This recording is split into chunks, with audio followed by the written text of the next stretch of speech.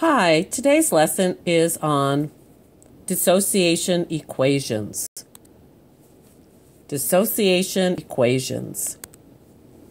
So hopefully you already watched the video on solubility and the brittleness of ionic compounds. If you haven't, go and watch that first so that you understand what happens to salt when it dissolves.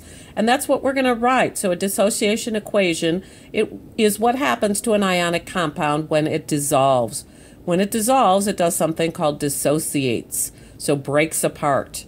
So the video we watched, the sodium and the chloride, when they're surrounded by water, the oxygen pulls off the sodium, the hydrogen part of the water pulls off the chloride, and they become separated.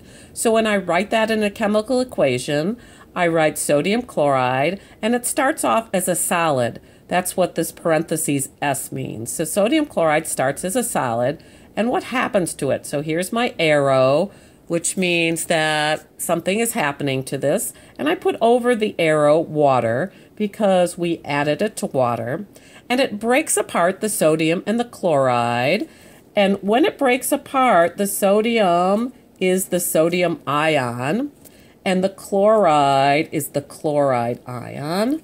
And for every one sodium and chloride, I get one sodium ion and one chloride ion.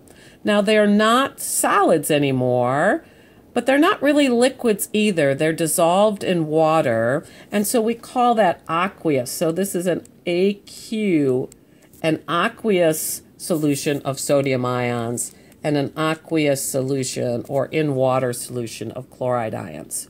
So for every sodium chloride compound that dissolves, you get one sodium ion and one chloride ion surrounded by water molecules. So that's the whole thing to a dissociation equation. Pretty easy. Now, if you don't know your ions yet, which you're not required to, you should take out that page, problem book page 407, or your appendix, or whatever list or page you have that has the list of ions, so you can follow along with the next example. So here I have one more. This time I have a salt called magnesium sulfate, and it's a solid. I'm going to put it in water, and magnesium sulfate is soluble. So let's see what happens.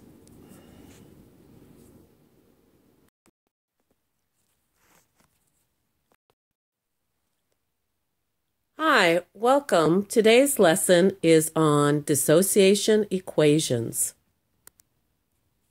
If you haven't already watched the video on the solubility of ionic compounds, do so first because that will help explain what dissociation is. So if you haven't done so, go and do that. If you have, make sure you have your ion sheet out so that you can follow along with some of these ions if you don't know them yet. We're going to start with the simple salt, which we've been talking about a lot in class. And here the chemical formula is sodium chloride.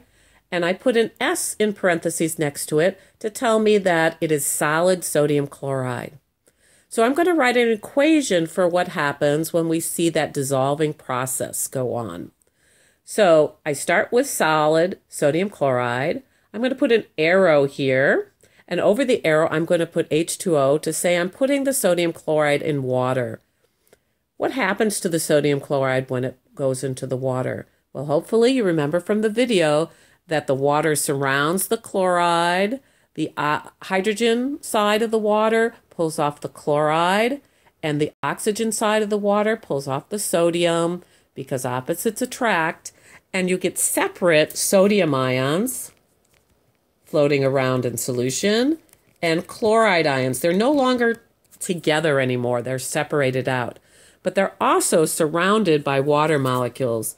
And we write that as AQ, standing for the word aqueous in water. So I have sodium ions surrounded by water molecules, and I have chloride ions also surrounded by water molecules. And there we have it. This is called a dissociation equation. Sodium chloride solid, dissociating, breaking apart into sodium ions and chloride ions. All right, so let's take a look and make sure you remember to put this is a solid and these are aqueous. Here it's a neutral compound, no charges, but when they're separate, they are charged. This is not sodium metal. Remember, that's a violent reaction in water. This is the sodium ion, and this is the chloride ion. So there you have that. Let's try a few more so you get this. So this is a compound called magnesium sulfate. So when it dissolves in water, and from our solubility rules, we know that it should dissolve in water, it breaks apart to magnesium ions. And this is where, if you haven't memorized the ion chart, you need to know that SO4 is a unit. It stays together.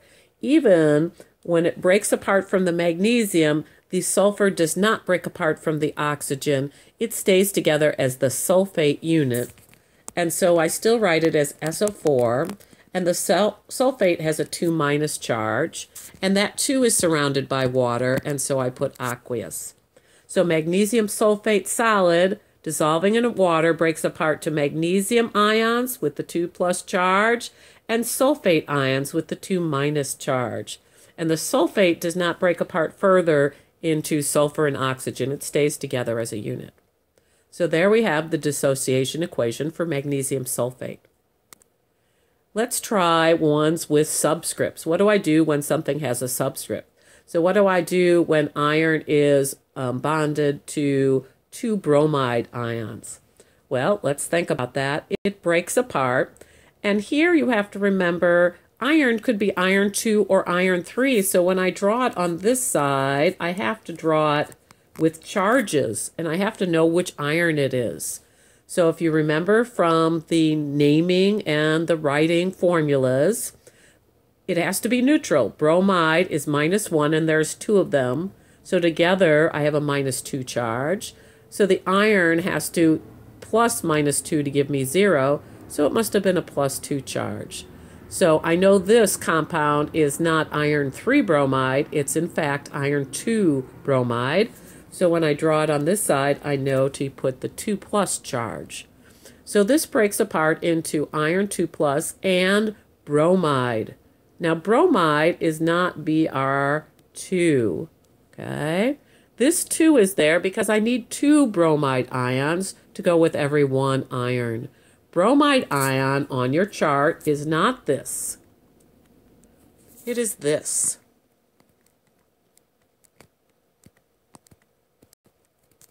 But you might say, what happened to the 2? I had 2 bromides over here and now I only have 1 over there.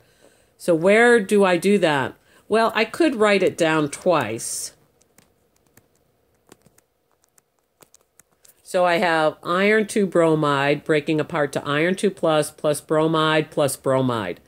But just like in math, if you have an X plus an X in something, you don't write it as X plus X. When you do the simplification, you write that as 2X. Well, the same thing here. Iron, bromide, breaking apart to iron 2+ and bromide. We simplify that. So let me use my little eraser here and erase one of these. I broke apart to 2 of them. So just like in math, I'm going to say it breaks apart to 2 bromides. So that's what happens if you have a subscript here, which is standing for 2 bromide ions. So iron 2 bromide breaks apart to 1 iron 2+ ion and 2 bromide ions. So still not too difficult. This is the equation for the dissociation of iron 2 bromide. All right, hopefully you're catching on. What about this last one? I have tin, and tin is one of those that can come in more than one type of charge. So this big unit here is acetate. It's -1. There are 2 of them, so I have a total of -2 on this side. So once again, I have a +2 here.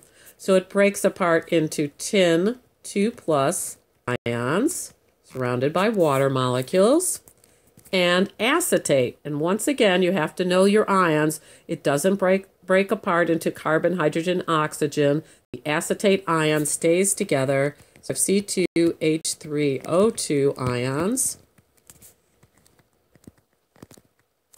Okay. And they have a charge of -1, but there are 2 of them.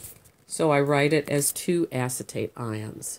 So let's erase all these extra stuff here. And there you have it.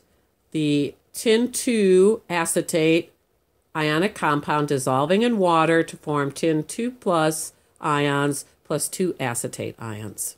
So there you have it. Dissociation equations for ionic compounds. Thanks for listening.